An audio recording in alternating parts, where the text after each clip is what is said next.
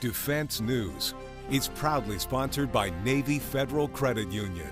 If you're a member of our nation's armed forces, the Department of Defense, or if your family is, we'd be proud to serve you too. On this edition of Defense News Weekly, we'll look at what Congress wants the military to do in 2020, from fighters to nuclear weapons to ships. We'll also hear from the Shangri-la Forum in Singapore and find out why the B-1 bomber fleet is facing readiness issues. With in-depth interviews, up-close video, and leading analysis, this is Defense News Weekly.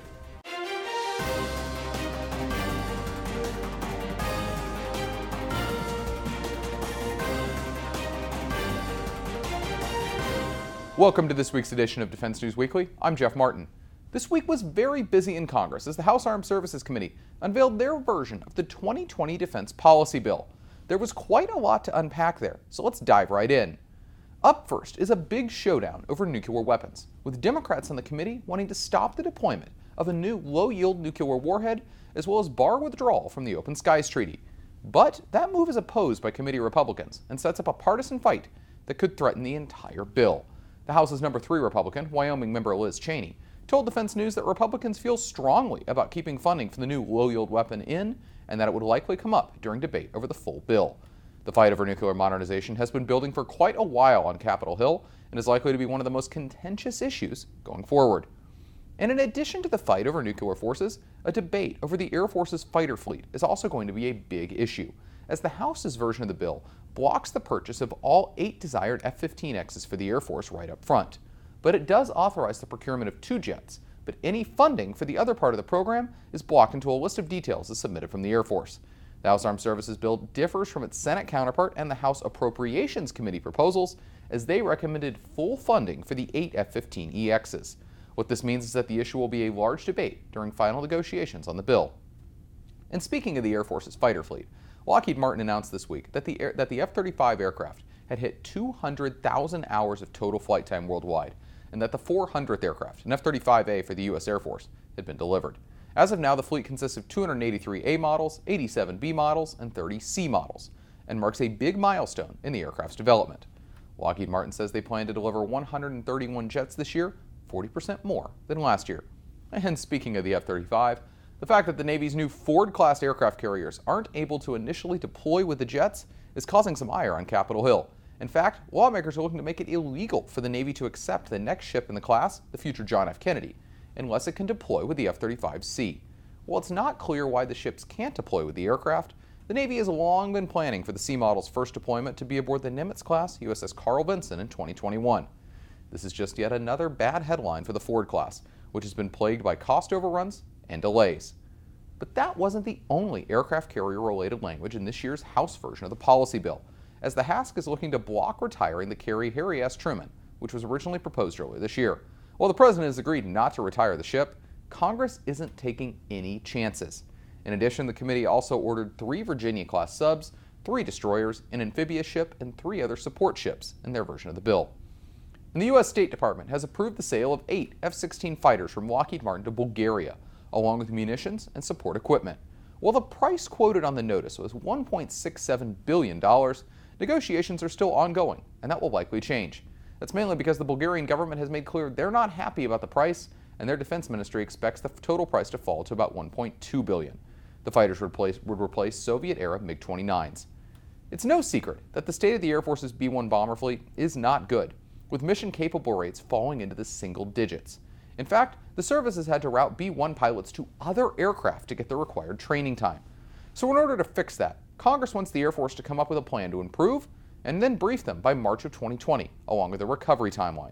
The B-1 fleet has suffered 2 groundings in the past year over ejection seat concerns. And some of the Army's newest, most advanced technology could be coming into service faster than you think. According to Lieutenant General Neil Thurgood, the head of the Army's Rapid Capabilities and Critical Technologies Officer, RCCTO, the service plans to field its first battery of long-range hypersonic weapons by 2023 and a battery of laser-armed Stryker combat vehicles by 2021. But in order to make that happen, they've got to do a few things first. When it comes to hypersonics, a new transporter erector launcher that can hold 2 missiles will have to be built, and when it comes to Strykers, they'll have to integrate a 50-kilowatt weapon. Every year, one of the biggest security conferences in Asia is Shangri-la in Singapore, and this year was no exception, with acting U.S. Defense Secretary Patrick Shanahan being one of the headliners. His speech drew positive reviews as he directly addressed tensions with China. Here's a look at some highlights both from him and other speakers at the event. But events in the last month or so, specifically the breakdown of a trade deal between the U.S. and China, and in its place, the tariff and technology barriers erected between them, have altered the trajectory of this region onto an altogether different orbit. Competition does not mean conflict. Competition is not to be feared. We should welcome it, provided that everyone plays by internationally established rules. And it might be necessary to give some security guarantees to North Korea. They should know that the goal is peace and denuclearization and nothing else. I won't apologize for the way I framed some of my remarks, but we're not going to ignore Chinese behavior. Okay? I think in the past people have kind of tiptoed around that. It's not about being confrontational, it's about being open and having a dialogue. And another big thing on Capitol Hill this week was a hearing to confirm two of America's next space leaders, General John Raymond to take over the new U.S. Space Command, and Dr. Christopher Scalise to take over the National Reconnaissance Office. Here's a look at some exchanges from the hearing. Could you just explain, kind of plain language, what those capabilities are, what their space weapons, to put it in plain language, would be? I will put it in plain language, and I'll go in a closed hearing. I can go into a lot more detail. But everything from reversible jamming of GPS satellites that our nation relies on and our joint force relies on, communication satellites, our ability to communicate across vast distances. They can jam those communication satellites.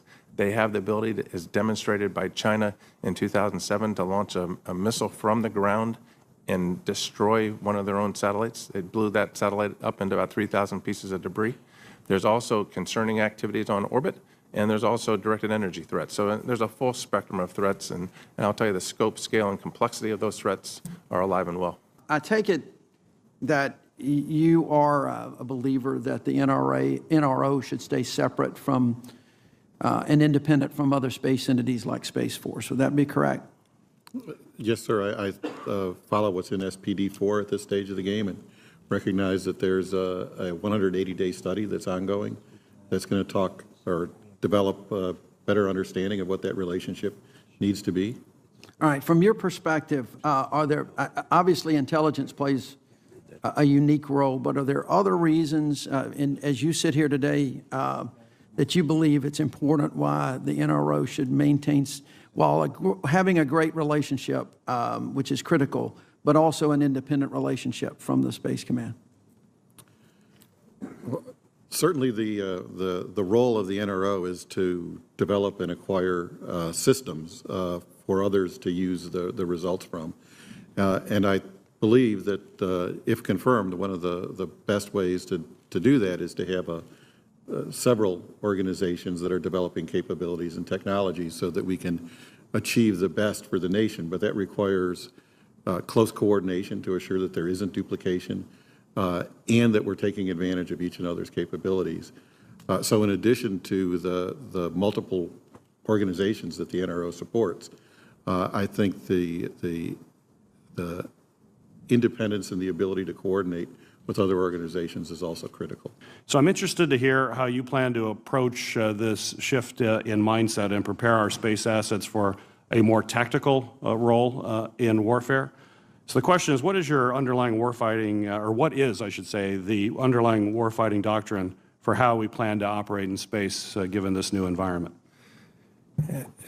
So I agree with your question up front that historically we've been operating in a benign domain, and the doctrine that we have today, or that we had today over the past years, has all been about providing services in a benign environment to the joint warfighter in our nation. That's no longer good enough. So under U.S. Strategic Command's leadership, who is the combatant commander today responsible for space, we have worked to revise that doctrine to get after the warfighting aspect of it. It's no longer good enough just to launch a satellite, get it on orbit, and work the integration piece. You have to be able to protect and defend it, and you have to be able to fight it. And that requires a different doctrine that's being developed today. And if confirmed as the U.S. Space Command commander, our command would be working that and continuing to mature that going forward. That's a work in progress, but one that you need to focus on clearly. Yes, sir. How should U.S. Space Command coordinate with allies as other combatant commanders do now? Sir, allied partnerships are critical for space. Historically, we haven't had to worry about that as much because it was a benign, peaceful domain. That's not the case today.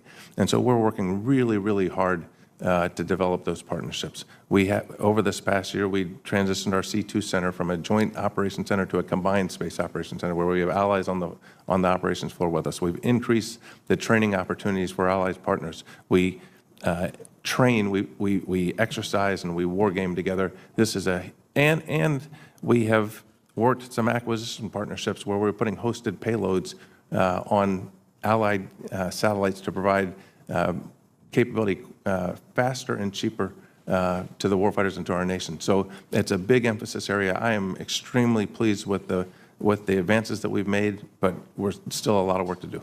To keep up to date with all of our coverage, be sure to visit our Facebook, Twitter, and LinkedIn pages. Also be sure to add us on Apple's News app and other platforms for the latest updates. And when we come back, we'll take a look at how the use of unmanned ships could benefit the Navy. The U.S. Navy is making a big investment in unmanned technology, but are they moving fast enough, or even too fast?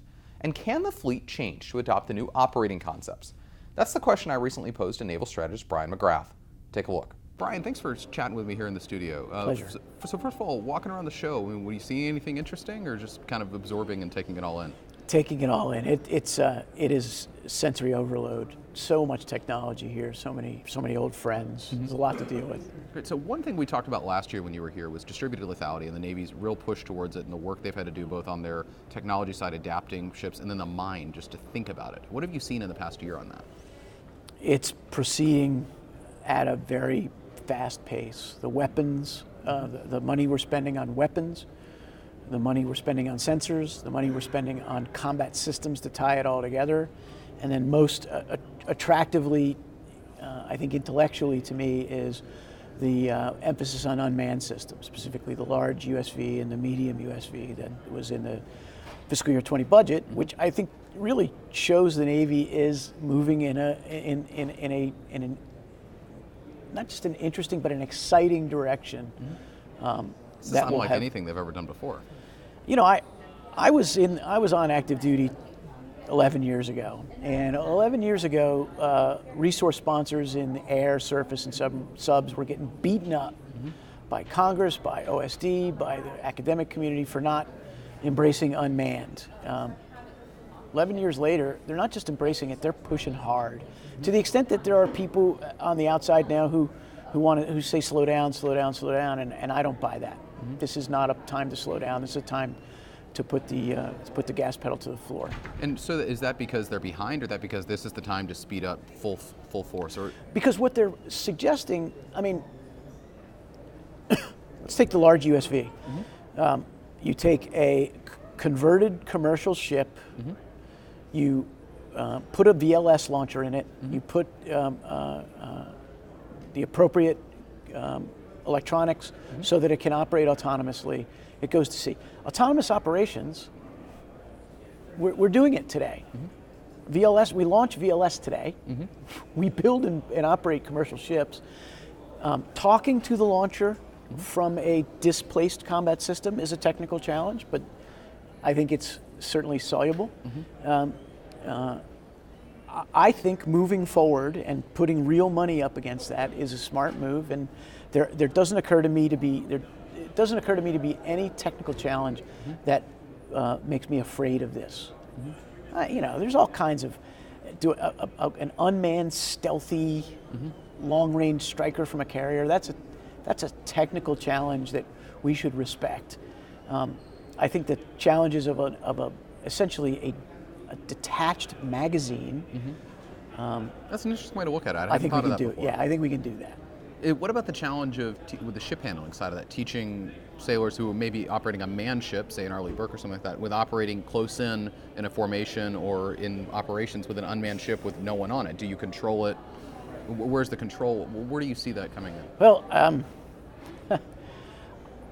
I believe that an unmanned vessel with the right sensor package and the right logic in it is probably going to avoid collisions better than, over time in history, is probably going to avoid collisions at least as well as manned will. I think we'll see that with unmanned vehicles. We're going to head in that direction where someday people will be shocked when an unmanned vehicle has an accident, and they'll look for root causes, and there'll be investigating boards that meet because you'll say, why would something with so much sensory and so much processing power fail?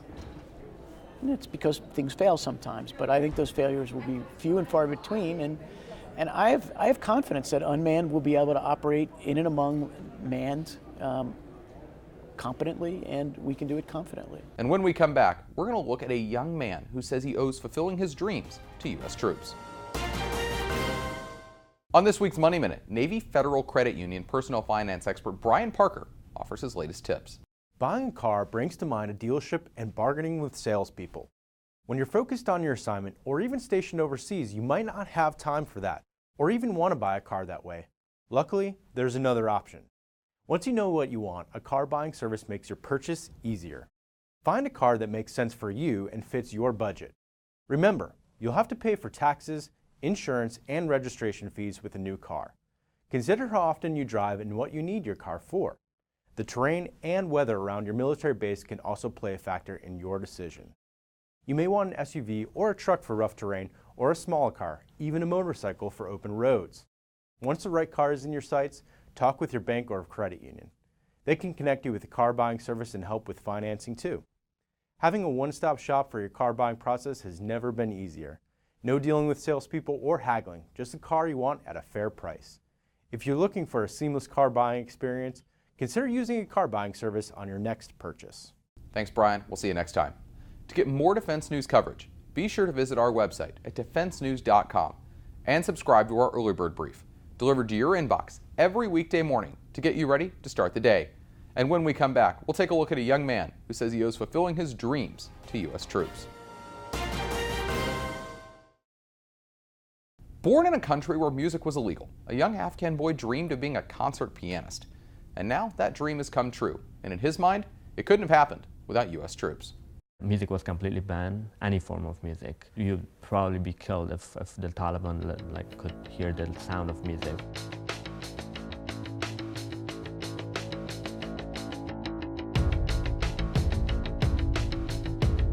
In the late 1990s, before the war in Afghanistan, music was illegal in the country under Taliban rule. It wasn't frowned upon, it wasn't discouraged, it was illegal. You weren't allowed to clap your hands or sing to your baby. Doing so could get you arrested.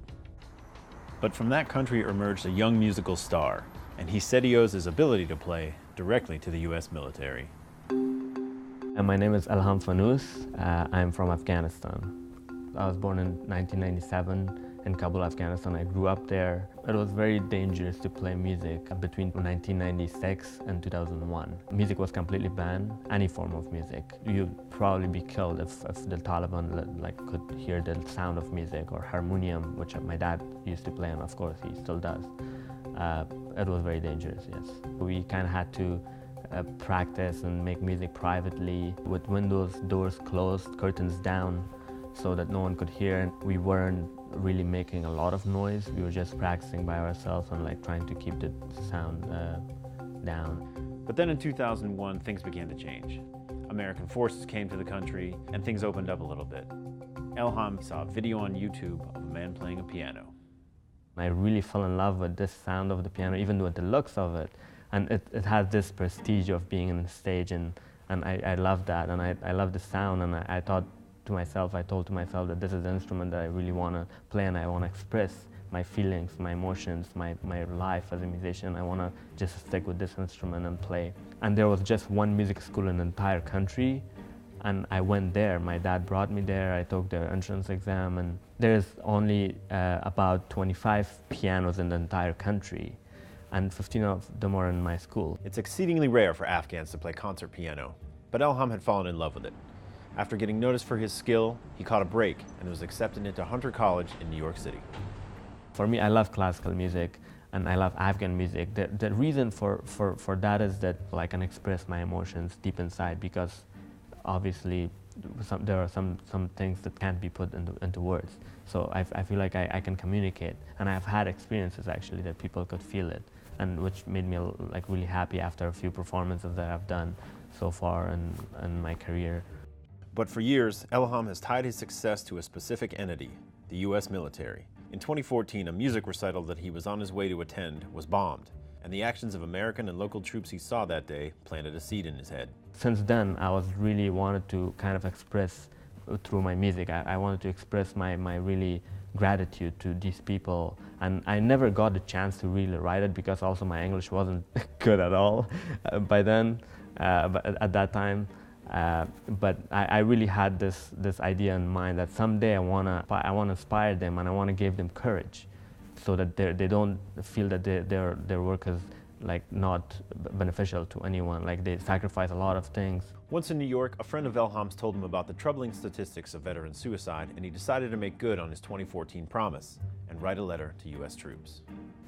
I heard that they take their lives because of what they witness and what they see, and what they do, what they go through. And I was like, whoa! I wanted to write this. I wanted to write this letter, and I wanted to. Now, since I'm in America now, I can do this easily because I have some connections. It really inspired me. And when he told me about his veteran friends, and I was like, okay, I'm going to write this down. I need to do this. Hopefully, I really hope to prove someday with my lifetime music services and performing as a musician, that their work is not just, they don't do this for nothing. They definitely inspire. One of the main reasons that I got to play music, because they came, they saved us basically, and then we got to play music, we got to express ourselves. So they're one of the reasons that I made it here in the United States. And there are a lot of, not just me, there are a lot of other young generation in Afghanistan who do what they love, and they can do it because there's more security because of them. I wanted to just write this and tell them how grateful I am that we have them, and they saved our life, and they saved many other lives, and they keep doing that. So I really appreciate that. I really want them to know how lucky we are to have them. To show his appreciation the best way he knows how, Elham also wanted to play a song. Yeah, so I really want to dedicate an Afghan folk song, which I arranged for piano. It's one of my favorite pieces. If I translate it literally in English, it says, "My death may arrive one day." That's the song, how it starts, the first line. So I arranged that for piano. It's one of my favorite. I really feel connected with this piece, and I want to dedicate this to youth veterans.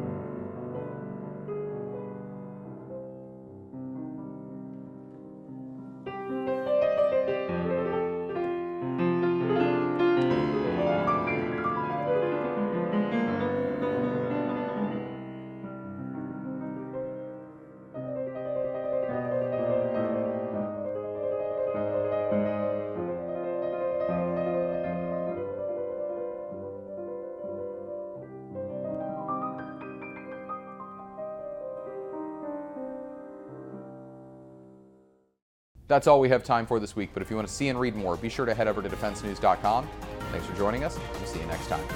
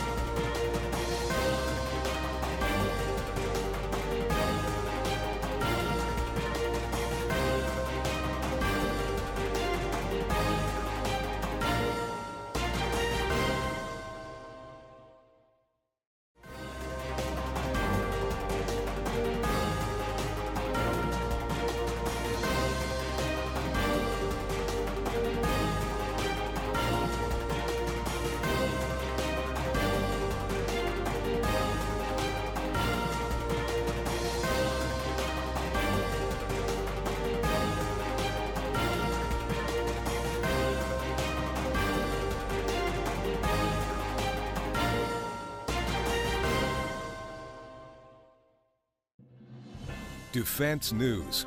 It's proudly sponsored by Navy Federal Credit Union. If you're a member of our nation's armed forces, the Department of Defense, or if your family is, we'd be proud to serve you too.